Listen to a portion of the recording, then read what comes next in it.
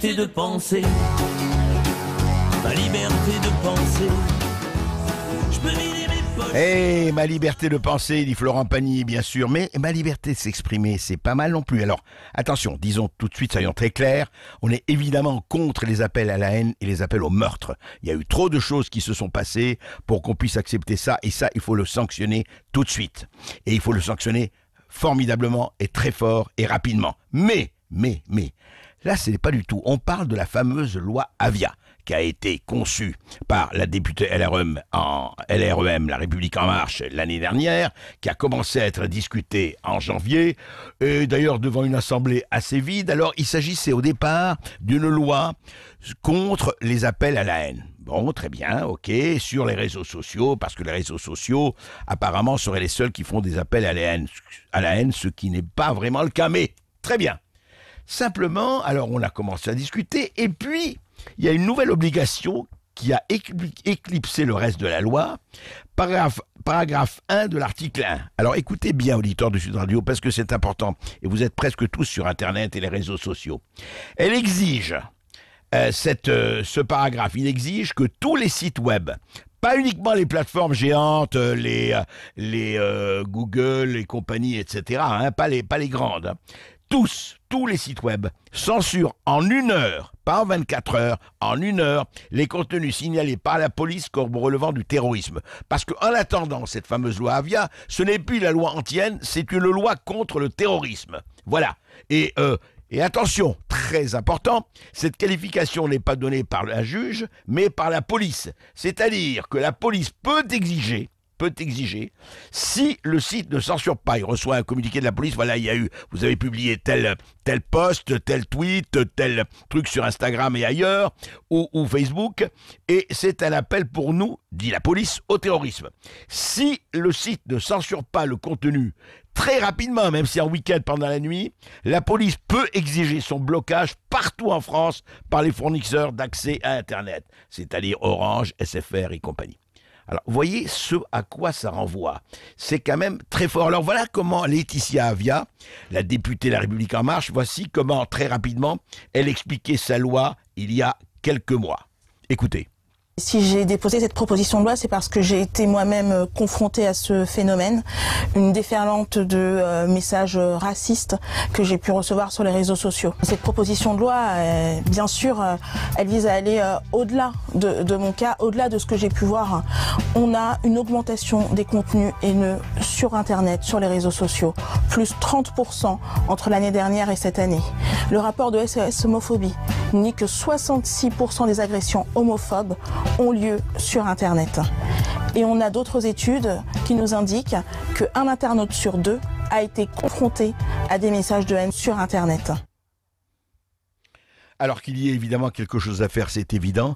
Qu'il y ait un déferlement de haine partout, c'est évident. Mais n'oublions pas quand même que les agressions, je parle des agressions physiques, c'est autre chose encore, elles ont eu lieu bien avant Internet et elles ne sont pas toutes, hélas, et loin de là, liées à Internet. Et surtout, encore une fois, c'est toujours le problème de l'expression, où placer le curseur. À partir du moment où vous dites que la police, pour des raisons, et imaginez qu'ils soient mus par des raisons politiques, telle ou telle personne, qu'ils aient des commandites, qu'ils aient des instructions du pouvoir, qu'ils soient politiques ou autres, qu'est-ce qui fait? Qui décide? Surtout que le juge n'est plus présent, je répète, il n'y a pas de contre-pouvoir à ce moment-là.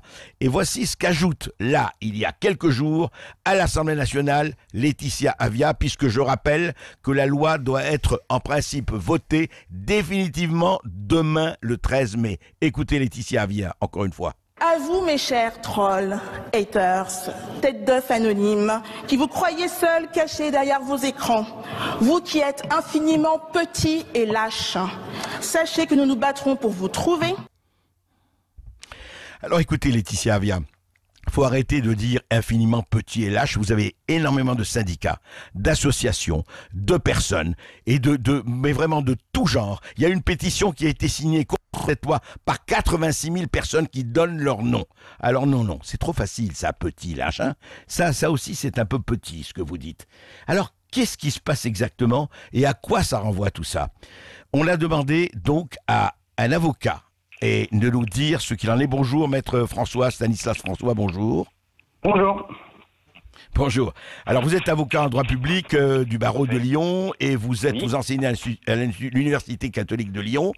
Alors, dites-moi, cette loi-là, moi, on est tous d'accord, évidemment, de dire attention aux appels à la haine ou au racisme et tout ça. On est les premiers à s'insurger contre ça, à nous insurger contre cela. Mais cette loi, est-ce qu'elle ne va pas beaucoup plus loin? Et je rappelle qu'elle doit être votée demain. Oui, Maître écoutez, François. ouais, bien sûr, on est tous d'accord sur le diagnostic, il y a des choses qui sont intolérables, mais vous le rappeliez très bien tout à l'heure, on est tous d'accord, on a une opposition qui est quand même extrêmement forte à cette loi, que ce soit une opposition politique, je veux dire la France insoumise aux républicains, mais également des personnes de la société civile, que ce soit la Ligue des droits de l'homme, que ce soit le Conseil national des barreaux, donc l'institution nationale qui représente les avocats, que ce soit encore des associations comme la Quadrature du NEC, donc il y a quand même un lever de bouclier contre cette proposition de loi, parce que sous couvert de bon sentiment, effectivement, elle vise à entreprendre des moyens qui vont institutionnaliser une forme de censure et d'atteinte à la liberté d'expression.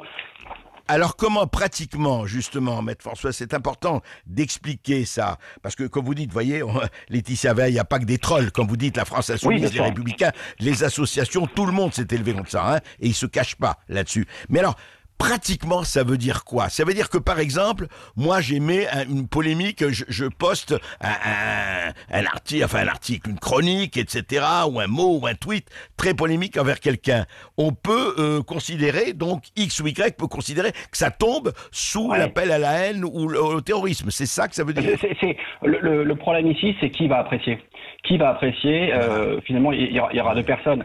C'est genre la liberté d'expression, c'est quand même un droit qui est assez subtil, et on a besoin d'un juge pour pouvoir. Il y a tous les tribunaux correctionnels d'ailleurs ont des chambres spécialisées pour ça.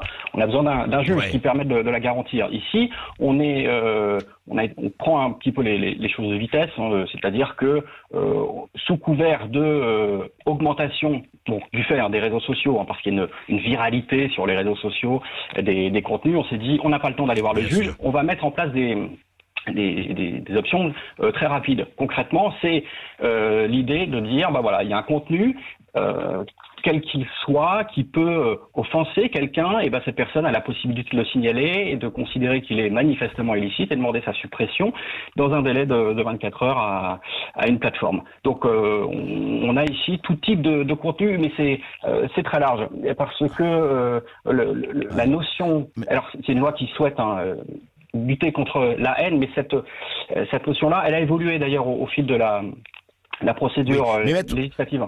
Oui. Maître François, une question encore très précise, justement. Bon, je me sens, moi, X offensé, quelqu'un m'a envoyé un message hostile, ou moi, association, moi, parti, moi, individu, moi, ceci, cela. Bien.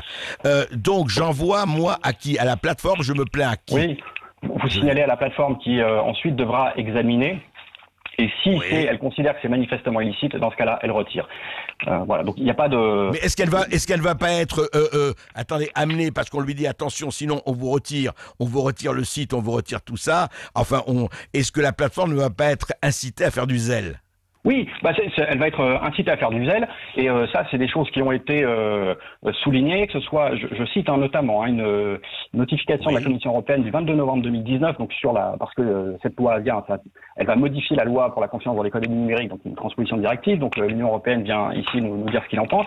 Voilà, pour l'Union européenne, c'est clairement un mécanisme qui vise à favoriser, à restreindre la liberté d'expression.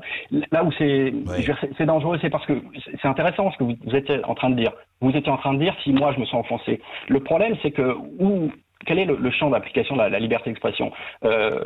Pardon, mais on a le droit d'offenser les gens. La liberté d'expression, ça fait partie des grands principes, et d'ailleurs qui sont rappelés par la Cour des droits fondamentaux.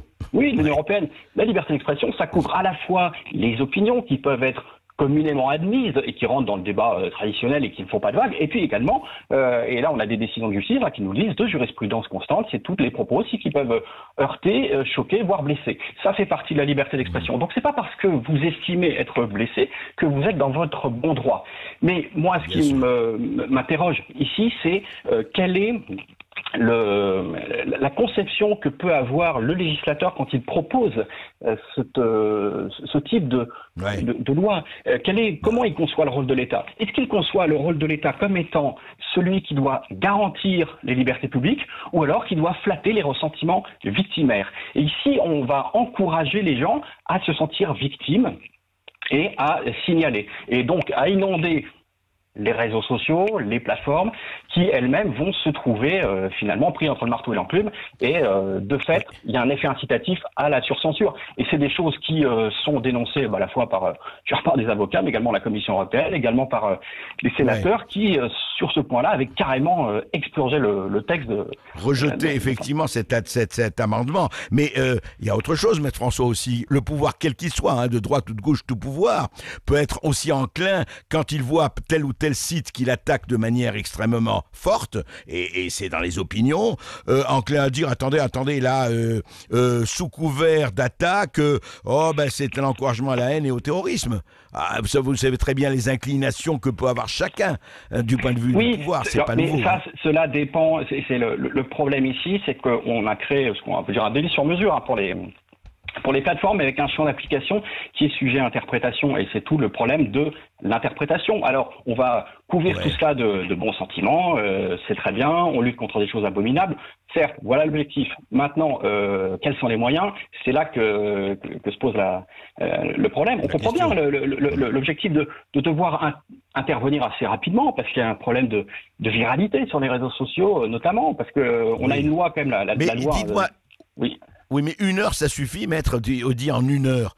Comment on peut, en 1 heure, juger, alors je ne sais pas si ce sera ça, le truc d'1 heure, enfin le délai d'1 heure, comment en 1 heure on peut jauger, ça demande quand même et puis ça, évidemment que le juge intervienne, le juge il disparaît là-dedans, hein. C'est la même chose aussi pour l'architecture en général de cette loi-là. Bon, là vous parliez des cas spécifiques sur le terrorisme, mais là sur les contenus signalés, normalement, doivent faire l'objet d'une appréciation par des opérateurs, par les sites Internet, dans un délai de 24 heures, les plateformes. Donc ça suppose, moi, ce qui m'inquiète, c'est le défaussement ici de l'État vers des opérateurs privés, essentiellement américains, avec comme problématique la France, excusez-moi de le dire, mais c'est quand même un pays catholique, et à cet égard, on a une conception assez particulière. La religion a une place particulière, et qui dit catholique dit organisation cléricale, il y a un clergé, et qui a entraîné de la même manière un contre-courant et une forte tradition qu'on a en France qui est anti-cléricale et d'attaque à la religion. On voit bien notamment comment a été perçu à un moment de Charlie Hebdo des caricatures chez nous et dans des pays anglo-saxons qui étaient là, plus précautionneux, en train de dire oui mais bon mais quand même. Donc on risque sur ce point-là en particulier d'avoir des problèmes si on va parler sur les religions, etc. Oui, donc c'est-à-dire que on va confier à des opérateurs qui n'ont pas forcément la même culture juridique que la nôtre l'appréciation de ce qui peut être considéré comme manifestement illicite. Mais comme vous dites justement, c'est un transfert pour moi d'irresponsabilité, non pas de responsabilité. On se défausse là-dessus, mais encore une fois, attendez, à ce moment-là, pourquoi ne pas censurer Charlie Hebdo, les journaux satiriques, pourquoi ne pas censurer telle ou telle opinion, pourquoi s'arrêter aux réseaux sociaux? C'est ça le problème aussi. Parce qu'ici on est sur une loi qui vise les réseaux sociaux parce qu'il y a cette idée de viralité. La viralité, oui, vous l'avez dit. Voilà. Donc c'est pour ça que c'est là-dessus. Mais effectivement, le problème ici, c'est que le juge est un peu mis en bout de course. On a un champ d'application qui est la haine, qui à mon sens avait été mal défini dès le départ. Vous aviez une loi qui a souhaité s'inscrire initialement dans le cadre de la lutte contre les discriminations. Donc la lutte contre la discrimination, finalement, c'est toute la litanie des mots homophobes que l'on peut trouver, c'est-à-dire une notion qui est assez extensive. Moi, ça m'amusait, tout à l'heure, je regardais, il y avait un débat sur un forum sur la non-sélection de Benzema et des gens qui se faisaient taxer de gyrophobie. Donc, on peut donner aux gens le sentiment de se sentir... Vous savez, c'était l'écrivain Philippe Muret, le merveilleux écrivain Philippe Muret, il appelait ça la cagophobe. Et on est complètement dedans, hein. Alors, et d'ailleurs, Laetitia Avia avait déjà fait une proposition de loi il y a quelques en octobre 2018 de mémoire sur la glottophobie. Voilà, avec toujours cette idée que une société... C'était quoi la glottophobie? C'était quoi, Maître François, la glottophobie? C'était sur les accents. Je ne sais pas si vous vous souvenez, il y avait Jean-Luc Mélenchon s'était moqué de l'accent méridional d'une journaliste. Ça avait suscité un tollé. Et puis dans la seconde, il y avait une loi précipitée, une proposition de loi. Laetitia Avia était venue, avait dit voilà, faut censurer la glottophobie. C'est le projet de loi qui avait été bâclé en 1 heure. Pour ensuite nous dire que c'était une blague. Voilà. Donc sur la définition même de ce qui est couvert par cette proposition de loi, il y a tout un environnement qui est celui de... Alors c'est très bien de lutter contre les discriminations, mais ici de concevoir, et c'est ce que je disais tout à l'heure, la société comme n'étant que une somme d'individus qui ne sont victimes que les uns des autres et où l'État finalement ne cherche plus à garantir les libertés publiques, mais à flatter les ressentiments victimaires et à contenter tout le monde et à finir le débat. Et ça veut dire, en fait, Maître François, et ça veut dire aux auditeurs de Sud Radio, que sous prétexte de ne pas faire de phobie, de grossophobie, de ceci, etc., ça veut dire limiter au maximum la liberté d'expression.